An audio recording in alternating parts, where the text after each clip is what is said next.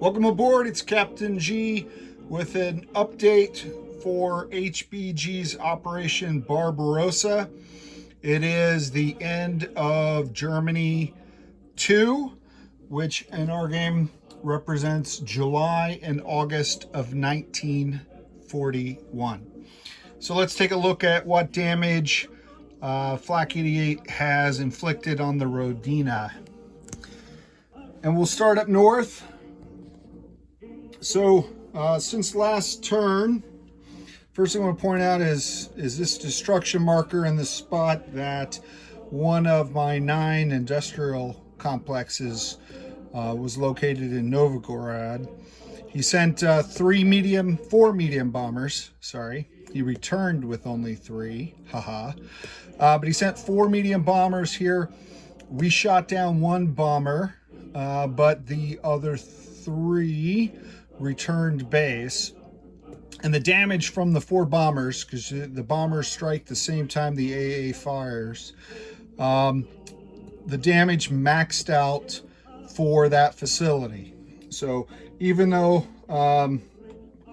we're taking some of our favorite rules and some of the best concepts from other HBG games, the damage limit here for this factory was exceeded in this attack, and so I've lost that factory. So what that means is every industrial complex the Soviets lose, their max income level goes down by a certain factor. So instead of 80 as our max limit now, when we roll to increase our income, we have a new max that's lower, and that will impact, obviously, the Soviets for the balance of the game.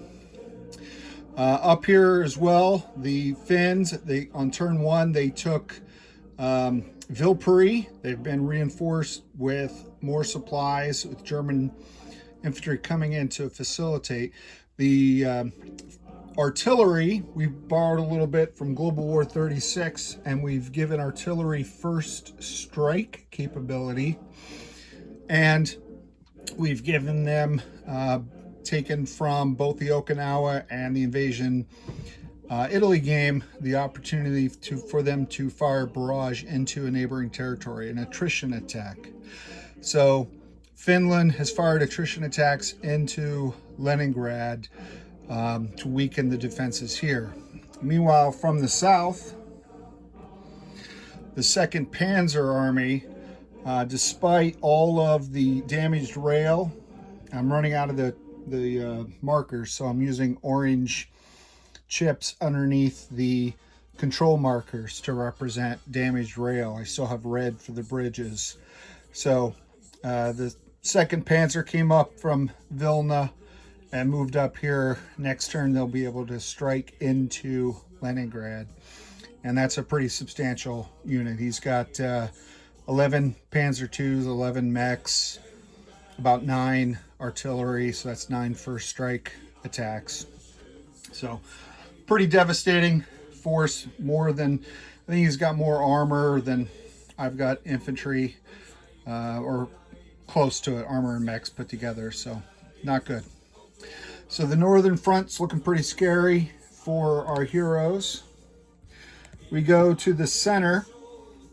One impact that I've noticed that all this destroyed rail has had on the German logistics is the trains he's shuttling from the German reinforcement zone. Trains can carry a max, I believe, of 6 units, if I'm remembering that off the top of my head correctly. Or maybe it's 4. I think it's 6 because trucks are 4. So, and they can go as far as they want, as far as they need to go. But because they ran into all these destroyed rails, he had to stop. So he can only shuck his rail back and forth to about Vilna.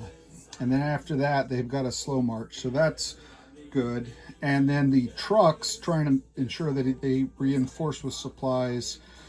2nd Panzer can't cross these bridges because, again, the rules we're playing with is If the bridge is out, you either have to pay to repair it, or you can only combat across the bridge.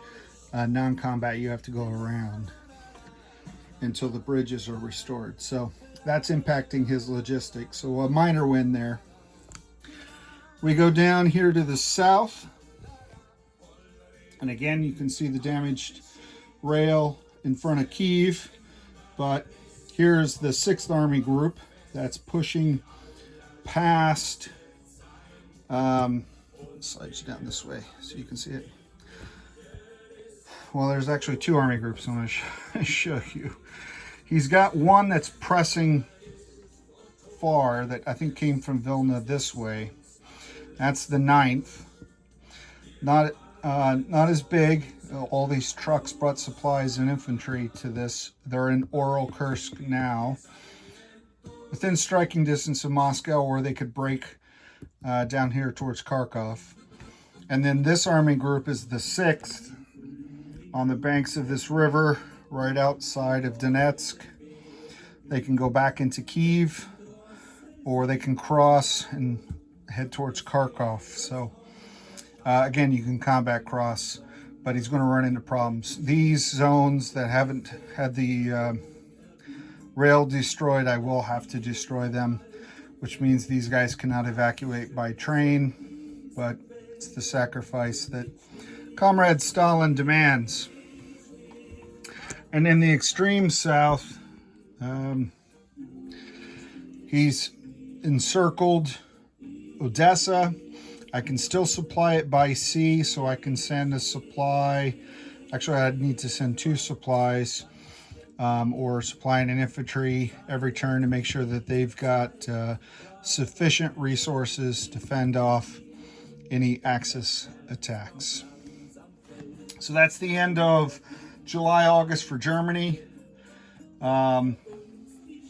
Some constraints on my own counterattacks. You have to have supplies. You have to be in supply to counterattack.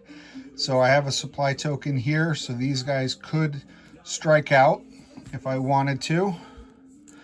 Although probably it's best to preserve my strength and pull back. But we'll decide how we want to do that. These guys, though, in Donetsk, there are no supply tokens. And there are no supply tokens within a range of 2, which is the range we're giving to supply depots, which is what we're calling these stacks of supply chips. So since they don't have supplies for offense, they're going to have to retreat. And if I don't give them supplies by the time the Axis attack, they'll suffer a penalty for being out of supply as well. They'll still be able to defend, but they'll be out of supply and they'll have a penalty. They won't be encircled. They can always continue to move back, so they won't be eliminated, but Soviets have to get their supplies to their troops. So that's the update. A long one, but I wanted to show you some of the details and some of the, I mentioned earlier that we were trying some house rules that we enjoy from some of our favorite games, and they're working really well here on Barbarossa. So for my partner, Flak88, this is Captain G, over and out.